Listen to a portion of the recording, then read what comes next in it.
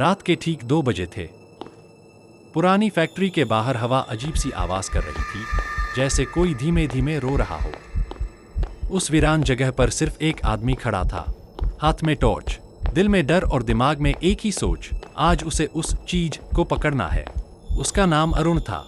लोग कहते थे कि इस फैक्ट्री में कुछ है जो दिखता नहीं पर हर वक्त देखता रहता है। कई लोग यहां आए पर कोई वापस नहीं गया, लेकिन अरुण मानने वाला नहीं था। वह धीरे धीरे अंदर बढ़ा।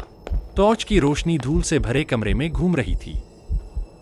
हर कदम पर जमीन चरमराती थी। अचानक धप्पा, पीछे कहीं कुछ गिरा। अरुण ने तुरंत मुड़कर टॉर्च उस दिशा में डाली। कौन है? सामने आओ। कोई जवाब नहीं, बस सन्नाटा। वह आगे बढ़ा, एक एक कमरा चेक करता हुआ। हर कमरे में टूटी मशीनें, जंग लगे औजार और दीवारों पर अजीब निशान। फिर उसे लगा कोई उसे देख रहा है। उसने टॉर्च ऊपर उठाई, कुछ नहीं। नीचे घुमाई, कुछ नहीं। लेकिन दिल कह रहा था कोई पास ही है। अब अरुण का डर गुस्से में बदल रहा था। भाग क्यों रहा है? आज तुझे पकड़कर ही जाऊंगा। वह तेजी से आगे बढ़ा, एक लंबे गलियारे में पहुंचा। अंत में एक दरवाजा था, आधा खुला हुआ। दरवाजा खुद ब खुद चीक धीरे धीरे खुल गया। अरुण ने हिम्मत जुटाई और अंदर घुस गया। अंदर घुप अंधेरा था। टॉर्च की रोशनी जैसे ही कमरे में फैली, दीवार पर एक परछाई दिखी, लेकिन वो परछाई अरुण की नहीं थी।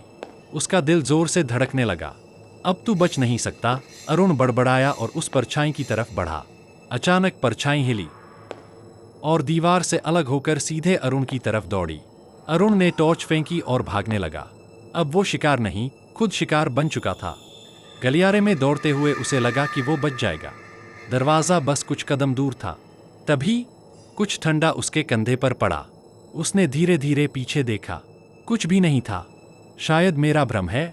उसने राहत की सांस ली और जैसे ही उसने आगे कदम बढ़ाया, किसी ने पीछे से उसकी गर्दन पकड़ ली। टॉर्च जमीन पर गिर गई। रोशनी गोल गोल घूमने लगी और आखिरी बार अरुण की चीख गूंजी, मुझे छोड़ दो।